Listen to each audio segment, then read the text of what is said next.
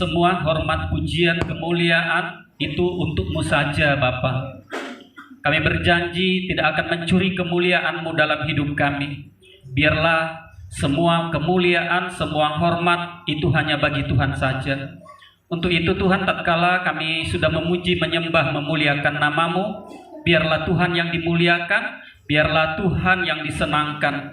Untuk itu Tuhan, tibalah saatnya kami ingin Tuhan nasihat-nasihat-Mu, firman-Mu itu Tuhan yang bisa menguatkan kami tatkala kami berjalan dalam dunia ini ya Tuhan. Banyak hal yang kami hadapi ya Tuhan di dunia ini, tapi kami yakin dan percaya kami hidup bukan karena melihat, tapi kami hidup karena iman percaya kami kepada Tuhan.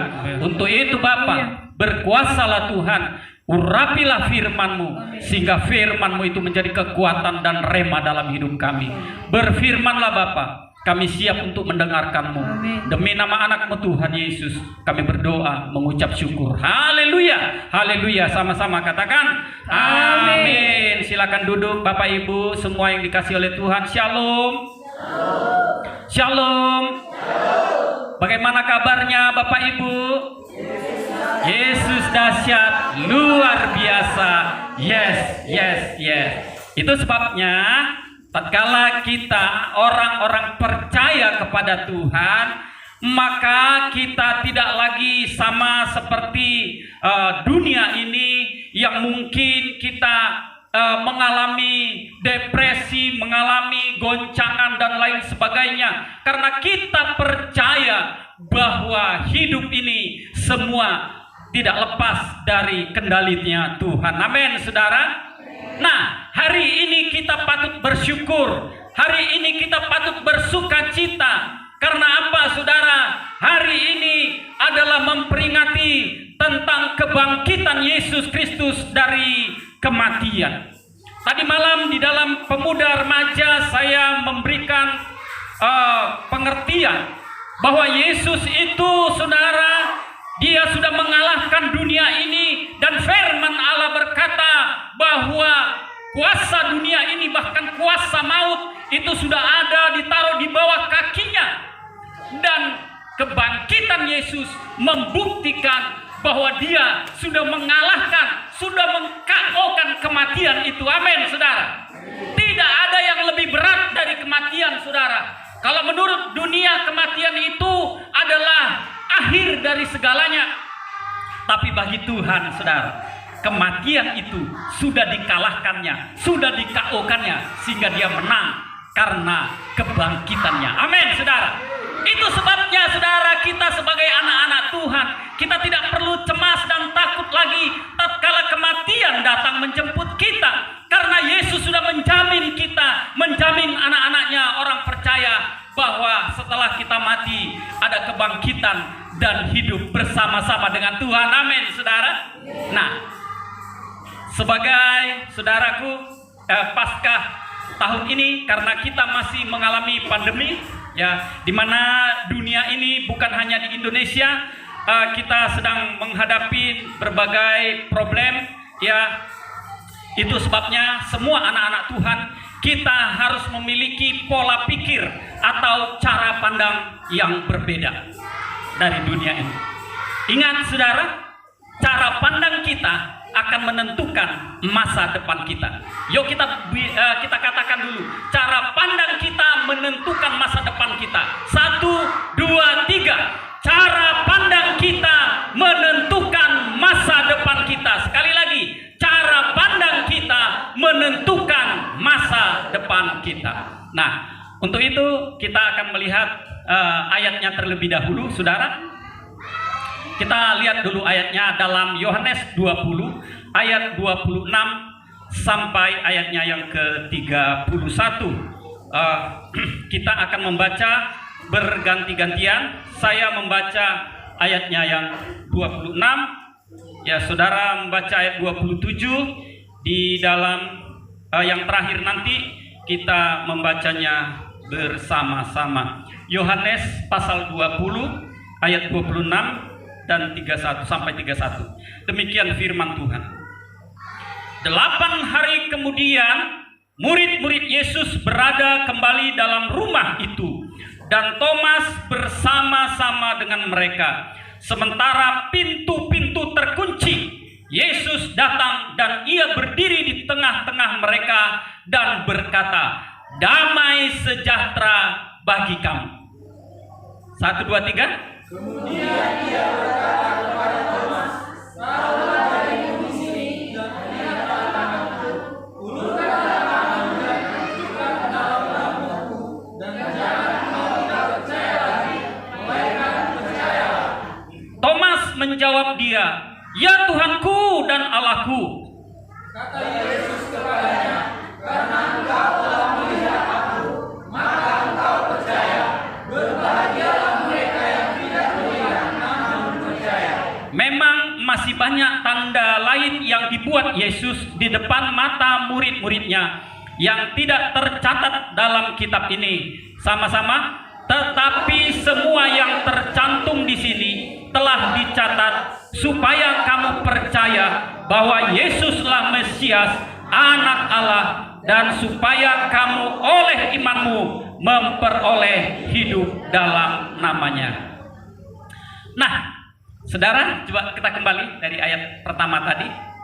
Tatkala saudaraku krisis datang, ya, Thomas ini adalah punya pola pikir kebanyakan dunia.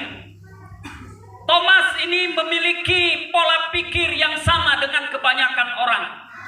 Dia berpikir bahwa tuannya, bosnya sudah mati, dan dia tidak perlu lagi untuk berharap sesuatu. Kematian Yesus menurut Thomas adalah membuat pelayanannya berakhir dari segalanya. Saudara, Thomas walaupun 3,5 tahun mengikut Yesus, tetapi dia, saudaraku, tidak dapat menangkap apa yang dipikirkan oleh Tuhan. Thomas, saudaraku, tidak dapat menangkap karena dia memiliki pola pikir dengan matanya saja. Tapi firman Tuhan berkata, "Berbahagialah orang yang walaupun tidak melihat tapi percaya." Amin, saudara. Nah, di dalam, saudaraku, ayat yang 26 tadi, pada saat mereka galau, pintu-pintu terkunci, mereka dalam ketakutan, stres, saudara. Pada saat itu orang bangsa Israel sedang mengucilkan mereka, sedang mendera mereka, sedang mencambuki mereka, bahkan bosnya dibunuh, saudara. Mereka ketakutan, itu sebabnya mereka terkunci, mengunci pintu. Tapi lihat, saudara, lihat, Yesus datang dan berkata, "Damai sejahtera bagi kamu." Amin, saudara. Saya tidak tahu apa yang saudara hadapi pada saat ini. Mungkin saudara menghadapi kemarau yang menyusahkan, ya, dalam arti kemarau, bukan kemarau hujan, ya, tapi kemarau dalam hal kesusahan. Ya, mungkin saudara mengalami sakit penyakit, mungkin saudara mengalami depresi, tapi ingat, saudara, hari ini Yesus berkata, "Damai sejahtera bagi kamu." Amin, saudara. Damai sejahtera itu artinya shalom. Shalom ada di tengah-tengah kita karena Yesus bangkit untuk kita. Amin, saudara. Nah, saudara yang dikasihi oleh Tuhan, kita mau melihat bagaimana next. Ya, next. Terus kita akan melihat Thomas. Thomas ini, saudara, adalah contoh yang saya katakan tadi, orang percaya yang memandang krisis sama dengan kebanyakan orang. Dia tidak bisa menangkap bahwa krisis itu akan menimbulkan suatu kebaikan bagi orang-orang yang percaya. Saudara, krisis pada saat ini kalau menurut saya masih ini di Indonesia ya, cuman skalanya tahun ini kan itu mendunia ya dengan adanya COVID-19. Tapi waktu krisis moneter tahun 97-98, saudara, saya pas melayani di Jakarta, di Tebet, Jakarta Selatan. Saya melihat begitu luar biasanya. Seolah-olah kiamatlah dunia ini, khususnya Indonesia, saudara. Terjadi pembakaran di mana-mana. Saudaraku, barang-barang dijarah, seluruhnya dijarah, saudara. Mal-mal dibakar, bahkan mobil-mobil dijarah, sepeda motor dijarah, apa saja dijarah. Pada saat itu, saudara, sedangkan kami hidup hanya dari melayani Tuhan saja. Tidak ada pekerjaan lain. Sementara orang semua dalam keadaan ketakutan, saudara. Tetapi ingat, saudara, bahwa firman Allah berkata bahwa burung-burung di udara pun dipelihara sama Tuhan. Bahkan rambut helai rambut pun jatuh, itu dipelihara sama Tuhan. Amin, saudara. Pada saat itu beras tidak ada, susah. Kalaupun ada pada saat tahun 98 itu, saudara, 18.000 1 kilo. Saudara, itu zaman dulu masih murah, beras masih 4.000 sebenarnya, 5.000 ya kan, tapi 18.000 kalau ada ya. Minyak goreng sampai 35.000 ya pada saat itu karena susah.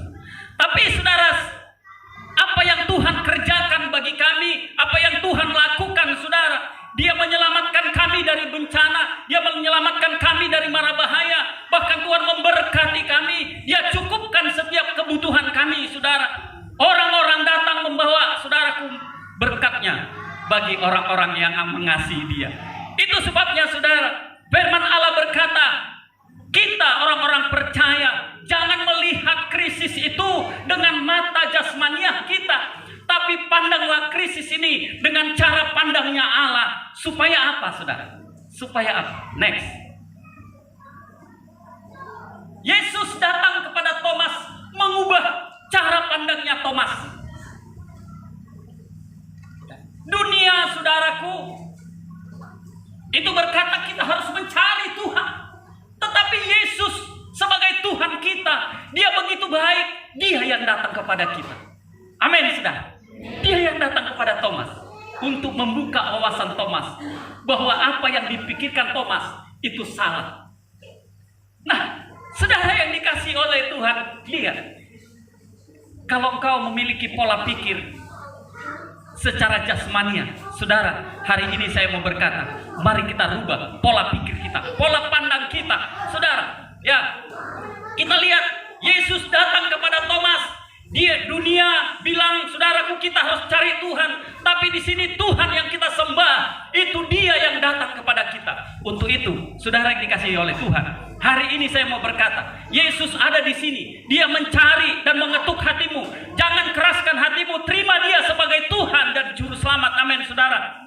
Karena tatkala Dia datang, saudara membuka pintu hatimu, saudaraku, maka Dia akan masuk. Tatkala Yesus masuk, saudara, Dia akan memberkati rumah tanggamu. Amin, saudara.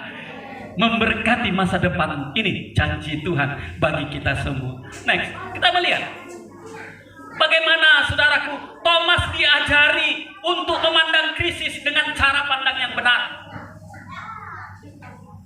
Yesus mati itu punya maksud supaya kita yang harusnya binasa ini diubahkan, sehingga kita, saudaraku, tidak lagi binasa untuk selama-lamanya, tapi, saudaraku, hanya mati jasmania kita sebentar, lalu kita berada bersama-sama Dia di Taman Firdaus. Itu sebabnya, saudaraku, pada film yang kita putar kemarin, saudara, yang di samping Yesus berkata, ingatlah aku ya Tuhan, tatkala engkau ada bersama-sama Bapa di sorga. Yesus bilang apa? Pada hari ini juga aku berkata kepadamu, engkau bersama-sama dengan aku di Firdaus. Amin, saudara.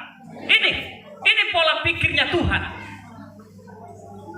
Firman Allah berkata, segala sesuatu akan dibuat menjadi kebaikan bagi orang-orang percaya. Saya minta tolong anak-anak coba dibawa di pastori aja ya. Nanti anak-anak kita Paskah ya. Nanti kita Paskah bawa telur, bagi-bagi telur. Jadi minta tolong dibawa ke pasturi biar enggak. Nah, Ibu Gembala jangan terlalu cepat ya Ibu Gembala ya. Kayaknya baru 10 menit deh. Belum 10 menit ibadah udah pulang ya, cepat sekali ya. Haleluya. Next.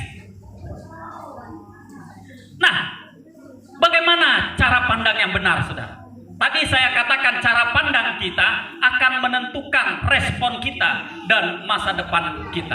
Bagaimana cara memandang yang benar? Coba next. Nah, orang biasanya kalau ada beban berat itu disingkirkan. Ya.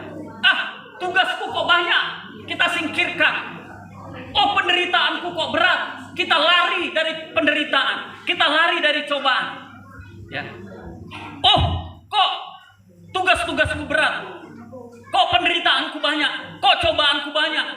Saudara, tapi seorang atlet, saudara, memandang beban yang berat itu sebagai melatih otot-ototnya supaya dia sehat dan kuat sehingga dia bisa memperoleh mahkota. Amin, saudara. Tuhan mengizinkan kita untuk mengalami proses pendewasaan supaya iman kita, otot iman kita itu menjadi kuat. Sehingga saudaraku, kita tidak lagi cengeng, kita tidak lagi cepat saudaraku mengambil keputusan, mengambil kesimpulan. Sehingga kita tidak lagi cepat mandele, atau itu mandele itu. Mandele itu stres, putus asa. Ya, ini. Jadi saudara, tolong kita harus memandang bahwa apa yang Tuhan jadikan ini sekarang ini itu adalah untuk kebaikan, tapi bukan untuk semua. Jangan salah. Kebaikan bagi orang-orang yang percaya, orang-orang yang mengasihi Dia. Haleluya. Haleluya. Bagi orang-orang yang tidak percaya kepada Tuhan, maka itu akan menjadi bencana, Saudara. Haleluya, haleluya. Nah, kita lihat ombak di laut, Saudara. Next, ombak di laut biasanya orang menghindari. Oh, kuat sekali ombaknya. Ya, nelayan pergi, segalanya pergi, tinggalkan ombak. Ya, apalagi ombak yang bergulung-gulung, Saudara. Tapi seorang pelancar, seorang pemain selancar, Saudara, justru melihat itu ada peluang. Ada peluang ombak yang besar. Karena apa? Dia akan menari-nari, Saudara, di atas gelombang itu. Sehingga dia akan menikmati, saudaraku, akrobat-akrobat yang ada di dalam gulungan ombak demi ombak. Saudara, krisis saat ini ya harus kita maknai bahwa ada peluang besar yang Tuhan izinkan bagi kita untuk kita diberkati Tuhan. Amin, saudara. Saudara melihat gembalamu juga, saudaraku, ya, tahun yang begitu sakit ini, saudaraku, tapi Tuhan memberkati kami, ya, bahkan orang-orang yang di luar sana yang tidak kami kenal, saudara, ya, itu begitu banyak memberkati kami. Tidak ada kami minta, saudara, bahkan ada yang minta rekening kami tidak kenal sama sekali, ya, hanya supaya pastori ini bisa layak untuk ditempati. Ini luar biasa Tuhan bagi orang-orang yang percaya. Amin, saudara. Luar biasa. Next. Nah, coba kita baca Matius pasal 6 ayat 22 ya. Bisa nampak dari sana enggak ya? Nampak? Enggak nampak ya? Oh, saya baca buat kita semua aja ya. Matius pasal 6 ayatnya yang ke-22 dan ke-23, demikian firman Tuhan. 22 dikatakan begini, mata adalah pelita tubuh. Jika matamu baik, teranglah seluruh tubuhmu. Jika matamu jahat, gelaplah seluruh tubuhmu. Jadi, jika terang yang ada padamu gelap, betapa gelapnya kegelapan itu. Nah, Yesus di sini ngomong itu bukan mata kita secara jasmanian, tapi Tuhan sedang mengubah pola pikir kita. Itu adalah cara pandang kita. Cara pandang kita itu salah, maka salahlah semua jalan kita. Kalau pola pikir kita, cara pandang kita benar, maka teranglah jalan kita. Amin, saudara. Teranglah sebagai kepala keluarga. Kalau pola pikir kita benar, maka kita pun dalam menyetir keluarga itu, ya, semua diberkati Tuhan. Tapi firman Tuhan berkata, kalau cara pandang kita jahat, jadi bukan mata jasmania saja ya, cara pandang kita jahat, maka gelaplah seluruh jalan kita, masa depan kita. Ini, next. Nah, bagaimana cara pandang yang benar, saudara? Ya, yang akan membuat segalanya jadi terang. Ya, cara pandang yang benar akan membuat segalanya jadi benar. Untuk itu saya mengajak kita miliki cara pandang Yesus. Amin, saudara. Cara pandang manusia selalu membuat kita jauh dari Tuhan. Tapi dari cara pandang Yesus membuat kita hidup diberkati Tuhan. Amin, saudara. Jangan hidup dengan apa yang kita nampak, tapi beriman. Saya sudah berkali-kali katakan, iman adalah suatu alat yang bisa memindahkan dari kemustahilan menjadi tidak mustahil, dari yang tidak nyata menjadi nyata. Itulah iman. Iman percaya pada Yesus akan membuat yang tidak ada menjadi ada. Amin, saudara. Yang tidak baik menjadi baik. Gunakan alat itu. Apa alatnya, saudara? Iman. Luar biasa. Beri dulu kemuliaan bagi Tuhan. Haleluya. Luar biasa. Tuhan itu baik, Tuhan dahsyat, saudara. Ya. Next. Cara pandang yang salah ini akan membuat kita tidak lagi bisa menjadi orang-orang hebat. Kita melihat banyak juga anak-anak Tuhan tidak menjadi apa-apa. Tidak menjadi apa-apa. Karena apa? Memiliki pola pikir yang salah. Memiliki mindset yang salah. Untuk itu saudara yang dikasih oleh Tuhan, miliki pola pikir yang di dalam Tuhan. Next. Nah, tadi yang pertama, bagaimana cara kita untuk membuat pandangan yang berbeda, ya, yang secara Kristus. Yang pertama tadi dikatakan, ya, supaya kita bergaul dengan Tuhan. Tahun 2021, ya, kita mendapatkan tema dari Tuhan, tertanam dalam Kristus. Oh, luar biasa. Tertanam dalam Kristus. Saya berkali-kali memberikan contoh ilustrasi bahwa kalau saudaraku apa yang menempel di tembok ini, itu namanya menempel. Kita tidak menempel pada Tuhan, tapi kita tertanam dalam Tuhan. Amin, saudara. Tertanam itu seperti pondasi, ditanam di dalam tanah. Dan kemudian saudaraku, dari situlah, dari pondasi itulah ditimbun, ya, semua harapan kita, usaha kita, pola pikir kita dari pondasi itu. Apa pondasimu, saudara? Pondasimu adalah Kristus Yesus. Amin, saudara. Kita harus tertanam dalam Kristus. Tuhan bilang, biarlah engkau dalam aku di dalam kau. Kalau kita join, saya bilang tadi malam sama anak muda, kalau kita join, maka aku akan mengadakan perkara-perkara yang besar. Amin. Ini, saudara. Kalau kita sendiri, maka kita akan menjadi orang yang kosong, ya, penumpang yang kosong, ya. Tapi kalau ada Kristus di dalam kendaraan kita, maka saudaraku, kita akan melakukan perkara-perkara yang besar. Luar biasa, saudara. Amin, saudara. Mau tertanam dalam Kristus? Kalau saudara mau diberkati tahun ini, saudara, ubah pola pikir. Utamakan Tuhan. Jangan utamakan dulu, nomor 2 kan dulu tugas-tugas. Utamakan Tuhan. Bukan berarti saudara nggak usah kerja, terus ibadah, terus doa, bukan. Tapi pola pikirmu itu harus mengutamakan Tuhan dalam segala hal. Ini bergaul dengan Tuhan. Next, kita baca Mazmur 135 ayat 5. Apa yang dikatakan Tuhan? Bagaimana caranya kita bergaul dengan Tuhan? Ya, dikatakan begini. Ya, Mazmur 135 ayat 5. Sesungguhnya aku tahu bahwa Tuhan itu maha besar dan Tuhan kita itu melebihi segala Allah. Ini saudara dikatakan oleh Raja Daud. Kenapa dia tulis seperti ini, saudara? Karena Raja Daud, saudaraku, adalah seorang pemuda yang tangguh, pemuda tangguh.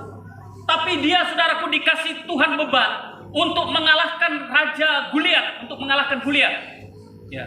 Pada saat itu semua orang memiliki pola pikir kebanyakan manusia bahwa tidak akan ada orang yang mampu melawan Goliat. Tapi Raja Daud, dia memiliki pola pikir yang berbeda dari orang banyak. Dia punya pola pikir, disinilah kesempatan Allah dipermuliakan. Disinilah kesempatan Allah menyatakan kuasanya. Itu sebabnya dia berkata, engkau memiliki kekuatan dengan alat-alat perangmu. Engkau memiliki alat-alat dengan senjatamu. Tapi aku datang menghadapi engkau dengan kuasa dari Tuhan. Amin, saudara. Raja Daud. Itu sebabnya dia berkata, sesungguhnya aku tahu bahwa Tuhan itu maha besar. Dia sanggup melakukan segala perkara. Apapun masalahmu, saudara, dia sanggup melakukan. Next. Dikatakan ayat selanjutnya.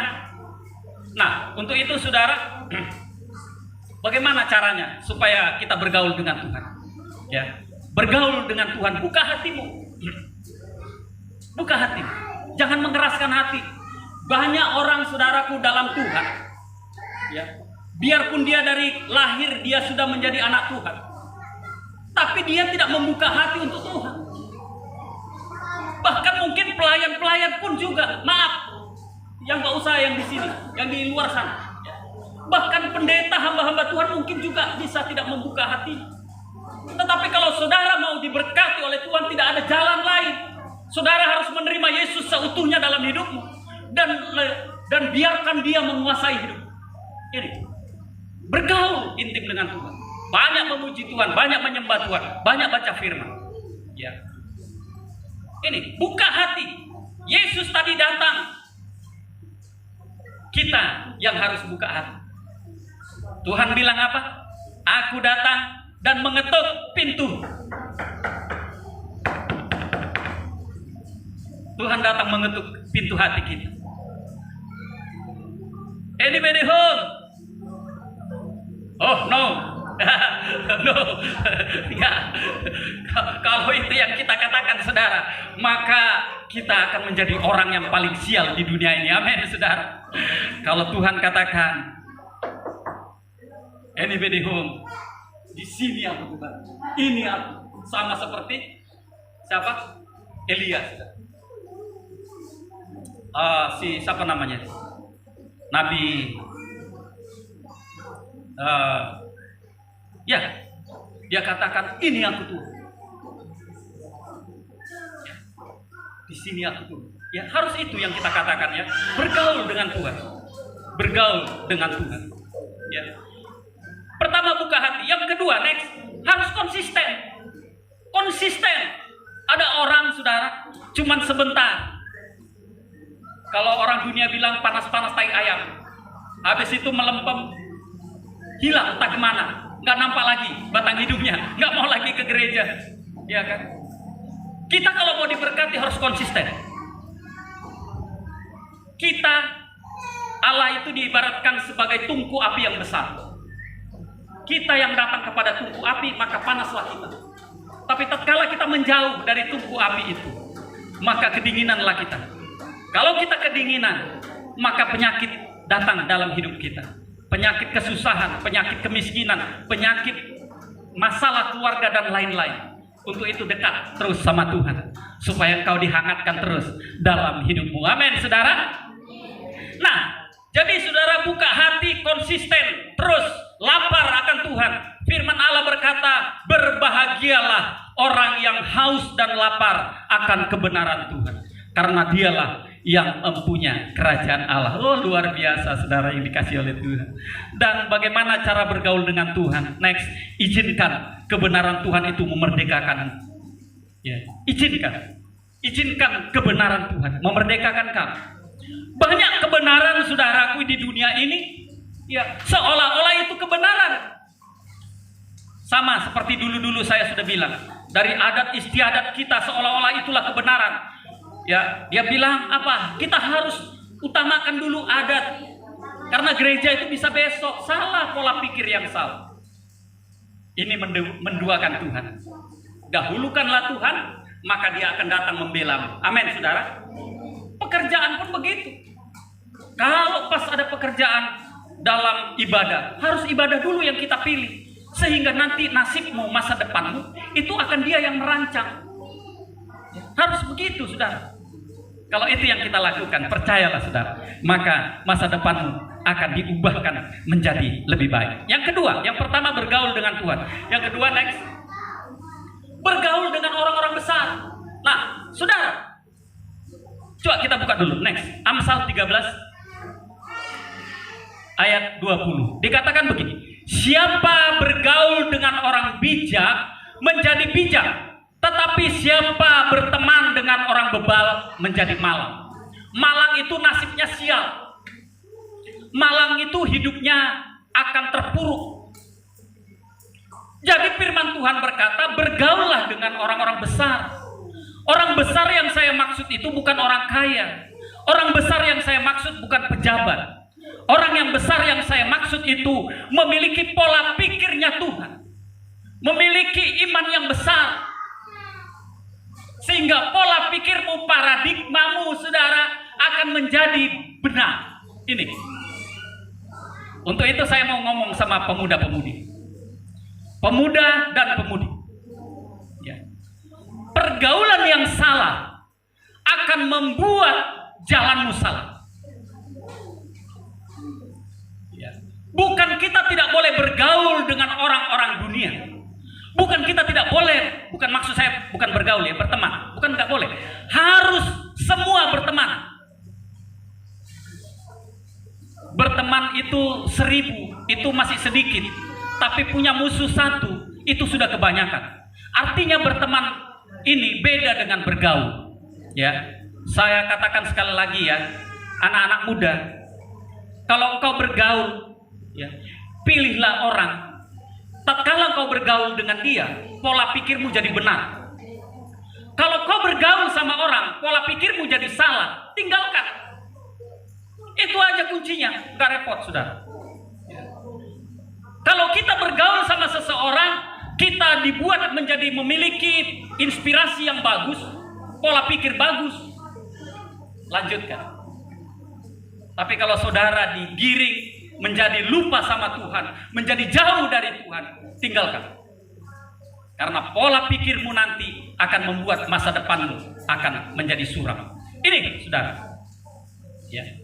Jauhi pergaulan yang buruk. Next. Jauhi pergaulan yang buruk, yang merusak, saudara. Karena firman Tuhan berkata, kebiasaan yang baik akan dirusak oleh pergaulan yang buruk.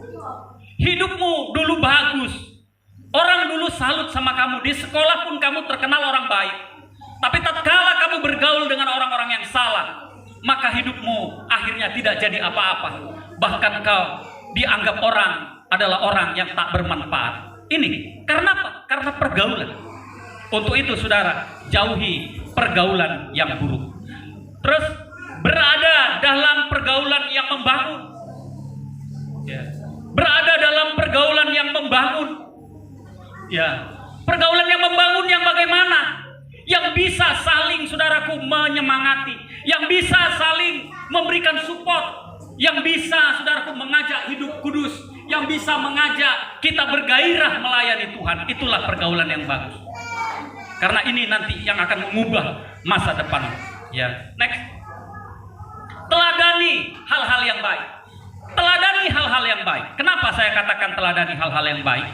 Ya. Begini, saudara. Dalam pergaulan manusia tidak ada satupun yang sempurna, nggak ada. Walaupun kita itu anggap itu baik, nggak semuanya juga baik. Ya, ingat, orang makan daging, nggak semua ditelan, saudara.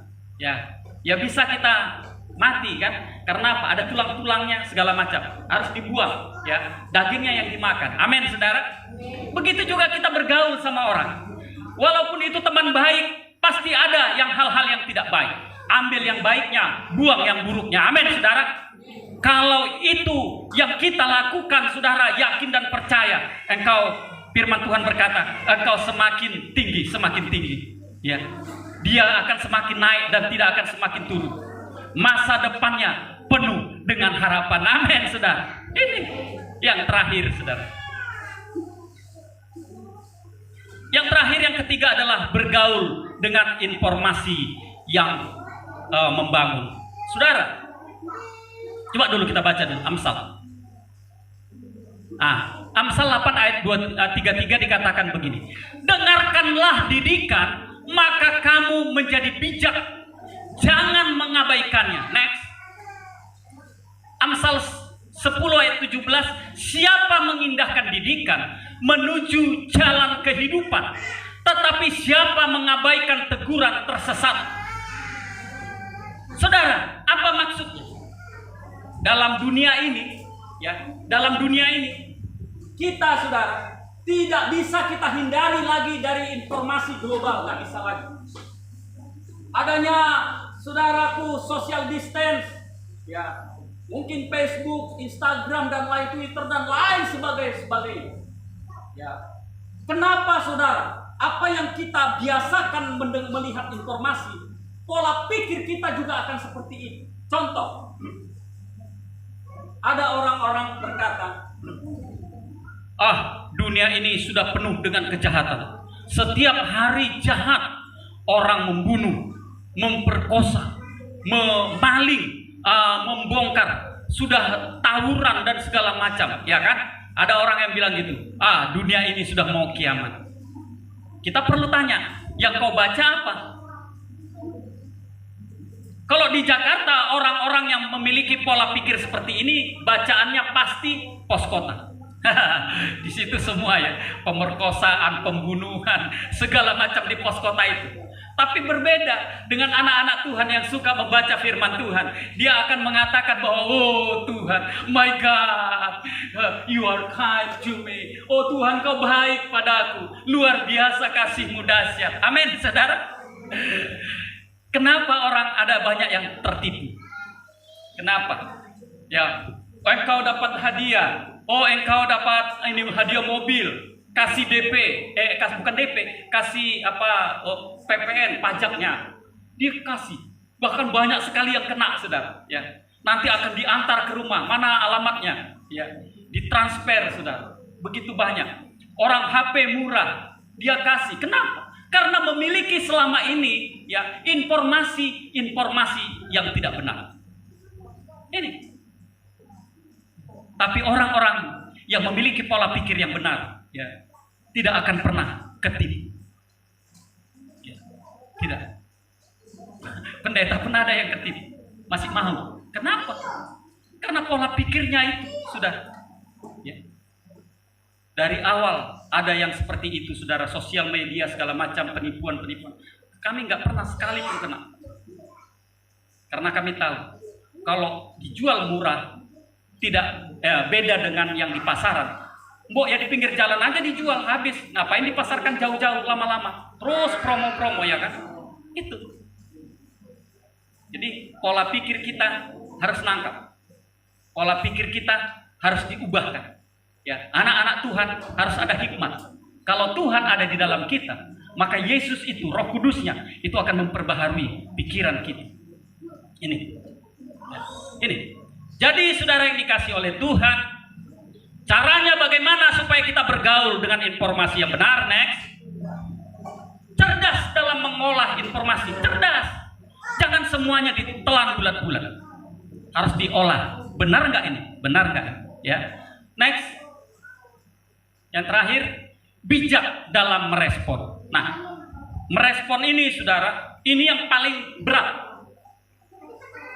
Contoh, kalau kita buat status, contohnya di sosial media, terus ada orang yang datang menyambar kita, mengkomen, itu komennya gak enak, langsung kita marah, responnya negatif, akhirnya saudara, respon kita yang negatif ini akan dibaca oleh seluruh dunia.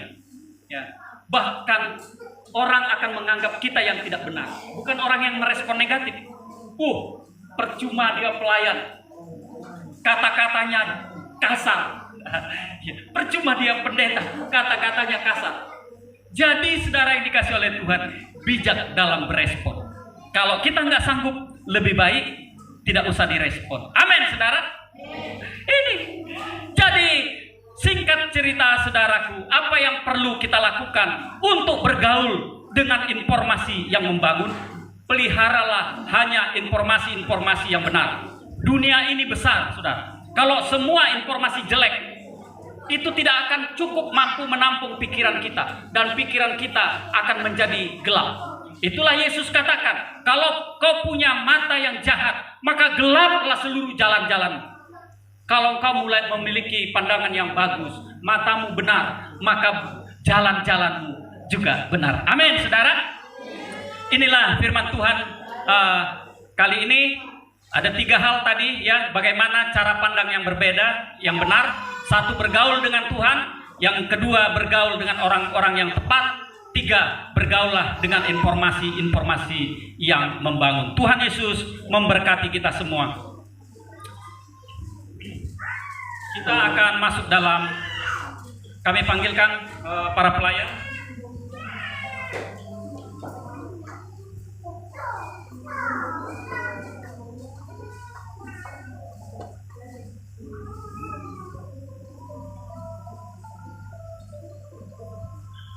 Kami panggilkan petugas perjamuan kudus. Kami panggilkan Bapak Esra dengan Ibu Sumo yang maju untuk melayani kita dengan perjamuan kudus ini. Haleluya Tuhan, terima kasih.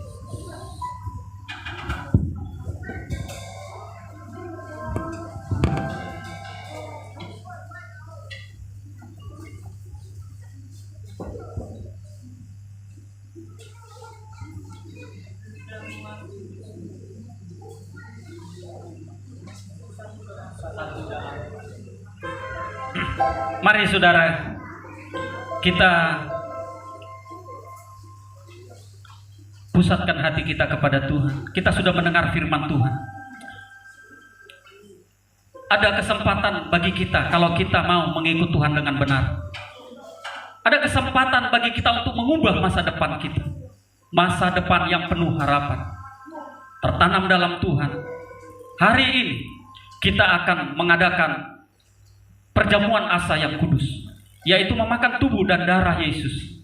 Agar supaya apa saudara? Supaya engkau di dalam aku dan aku di dalam engkau, itu menjadi nyata dalam hidup kita. Untuk itu saudara, mari kita imani, roti yang ada di tangan kita itu adalah tubuhnya, dan anggur yang ada di tangan kita itu adalah darahnya sendiri. Sehingga tubuhnya dan darahnya menyatu dalam hidup kita. Kita nyanyikan satu pujian, satu dalam roh. Haleluya Tuhan. Terima kasih Bapak.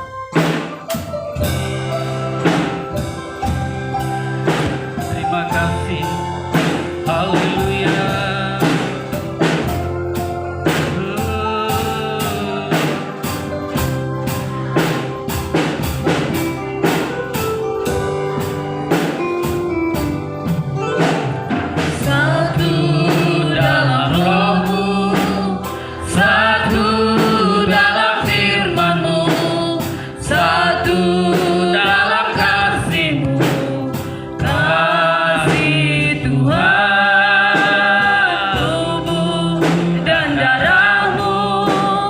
Yeah.